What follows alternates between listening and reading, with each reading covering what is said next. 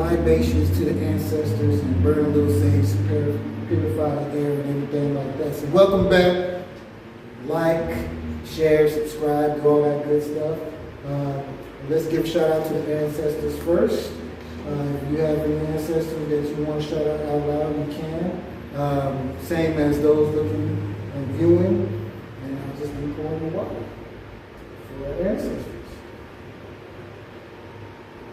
You got everybody? This is for all the ancestors that have been on the front line fighting for our justice and our peace. So that we may become the wildest dreams of all our ancestors. Yes, so everything that they left behind for us to do. Yes, indeed. Ashe. Ashe. Ashe. All right. Now, burn a little sage, purify the air and everything. See, these are certain things that you can do to fight against that invisible monster out there. Right. The sage is really good at cleansing and purifying for the atmosphere and energy. Yes. That feel good. And I know you know all about this. Yes. You know? All right, so let's get started.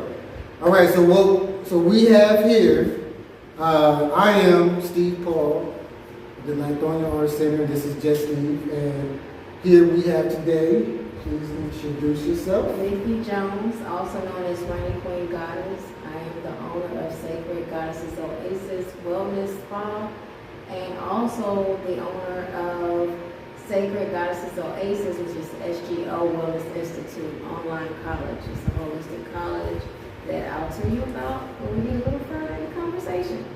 All right. Man, that was a handful right there.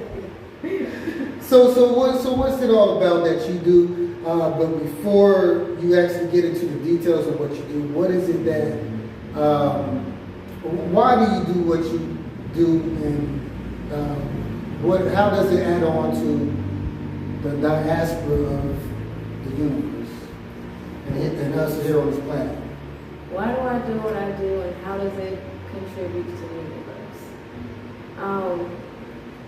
My journey started from my mother and her journey with cancer. My mother passed away from cancer maybe 8 years ago now, and I was able to embark on my holistic journey by seeing her debilitate in such a fast time, and then learning along the way towards the end of her journey some things that I could have done as far as plant medicines and just mind, body, spirit, grounding, spiritual techniques and tools to help me get through the whole season of just losing her and having to care for someone in that condition.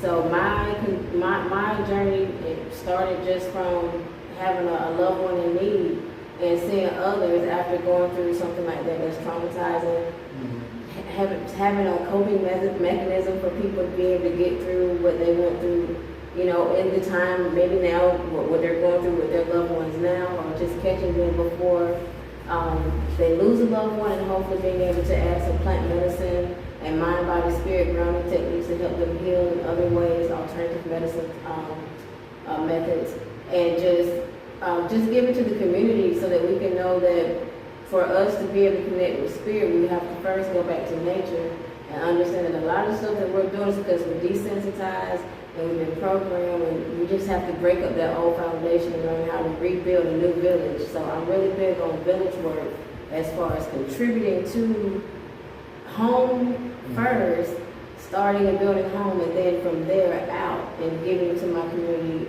what I have to offer. And it's just me being me, just offering my unique divine imprint, what I'm supposed to do while I'm here, and just settling into that. So that's how I got started. That's what keeps me going, because I'm always in need. I'm always, even as a spiritual healer, I'm always healing. I believe in healing the healers, taking time to sit down, to do your own, grounding and staying your maintenance and giving back so that you can be able to have something to give out. Not giving out an empty well, because deadly cycle. right, man. But that's awesome to have that drive and to want to push forward because of the trials and tribulations that you went through, instead of just because there's like a spectrum.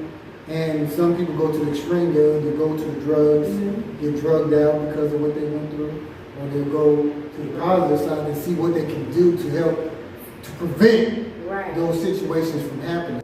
But yeah, so in you traveling that journey into going into this because of the situations that you experienced, do you feel as though you was already that person inside and that just drawed it out?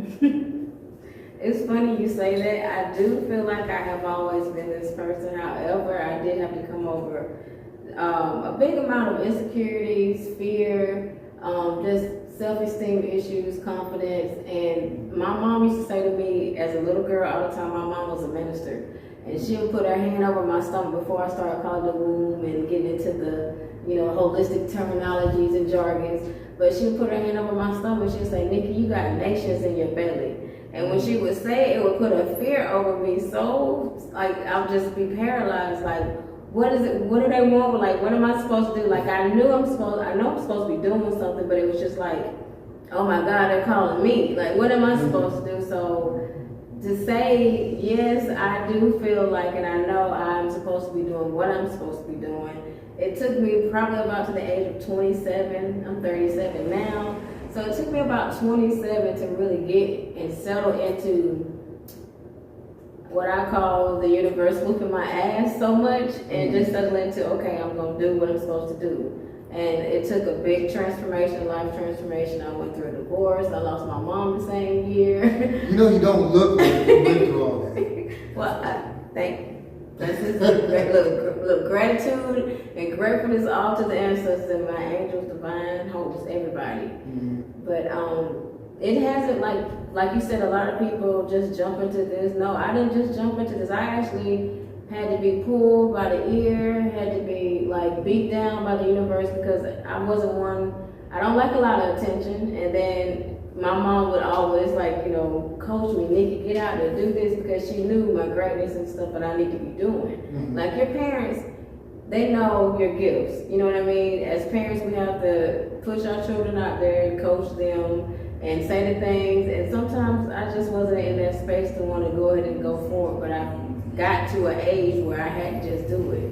Right. And now I've been probably maybe 10 years in my journey, and it didn't start out by me just having it all together. It started out by me down spiraling and, going to vices. I had my vices. I down spiraled so bad right before my mom passed away, and actually tried to commit suicide, and that helped me start my emotional trauma, the somatic therapy that I offer through the healing art, and being able to paint and release the energies of the chakras and using the chakra colors. All that come through me losing myself and then having to redefine who I am and what people told me, and just pluck all those negative seeds and just get back to the core of who I am. Right. So it didn't just I'm just here and I've arrived. No, I still have work I'm doing now. Right. So what's your sign? I'm an Aquarius. Okay.